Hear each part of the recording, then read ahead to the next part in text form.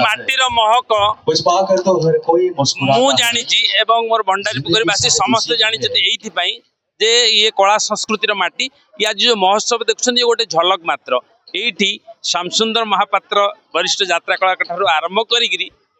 हुए तो मुझे शेष माने आजिका डेट्रे किसी करुथाइपारे योगदान करथाइपारे मो माटी तेणु मु बहुत गर्वित बहुत अनुष्ठान जाइए बहुत महोत्सव जाइए किंतु जितेबाला निज गाँ निज माटीर महोत्सव हुए आउ सेठू गोटे डकरा आसे तेणु तार खुशी केबे व्यक्त करहबनी भाषा भी प्रकाश करहबनी बहुत आनंदित एवं सब बेले गर्व करे मो माटी की नहीं मो भंडारी पोखरी माटी देख एमती जे आमे गोटे नई कूल जमी कहती नई कूल देखिए सब देव देवी एम सब बास करती एवं आमर पवित्र सौभाग्य आमे जो मैंने अच्छा ये मु समस्त को नमन करुच्ची जे भंडारी पोखरी माटीर समस्त मोर आदिवासी की समस्त गोटे गोटे देव एवं देवी तेणु मु नतमस्तक हो कहूँ जे ये जो महोत्सव आयोजन करा जाउची ये द्वितीय वर्ष हो पारे किंतु 200 वर्ष हो 2000 वर्ष हो ये माटी बंची पर्यंत समाज बंची पर्यंत निश्चित भाव ये पालन हो एवं जो महोत्सवर जो लक्ष्य आम रखा जे महत् युक्त उत्सव महोत्सव कि महान उत्सव महोत्सव ता यथार्थ प्रतिपादन हो। धन्यवाद। महोत्सव उद्यापन दिवस एवं ए अवसर में मो समस्त भंडारी पोखरी माँ भौणी मानू वयोज्येष्ठ व्यक्ति मानक युव बंधु मानक सांबादिक बंधु मानक समस्त निर्वाचित प्रतिनिधि मानक समस्त को शुभेच्छा ज्ञापन करुच्चे आशा करुच्चे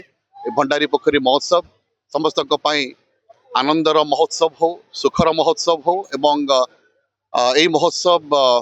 समस्त को एकत्रित करी भिटामाटी काम करने भिटामाटी समर्पण हाँपाई प्रेरणा दो। धन्यवाद। मुझे उत्कल किशोर विश्वाल यही भंडारपुर माटर ए कला को साहित्य संस्कृति भल पाथु आपण समस्त खूब भल पाथु गोटे साधारण मनुष्य कौन कहे भंडारी पोखरी महोत्सव जो क्रांति भाव में पालित हो द्वितीय वर्ष पहुंची केते आपन को आज आनंदित दौचे आपण कौन कहे आज्ञा सतरे मु बहुत भाग्यवान जे बहुत गर्वित मु यही भंडारपुर माटर जन्म होती ये मो अंचल एवं ये भंडारपुर माटी कला साहित्य संस्कृति वीरता एवं बहुत किसी जिनसर गोटे निष्कर्ष तेणु ये माटी कला को साहित्य को संस्कृति को पर्वपर्वाणी को कर जो प्रचेषा से प्रचेषा कर समस्त को एवं समस्त अंचल आदिवासी को समस्त को अनेक अनेक शुभेच्छा एमती सुंदर सुंदर प्रोग्राम हो आम भर एमती अनेक भाईचारा सृष्टि हो अनेक प्रतिभा सामना को आसते समस्ते गोटे सुंदर परिवेश भितर जीवन यापन कर यही आशा करी।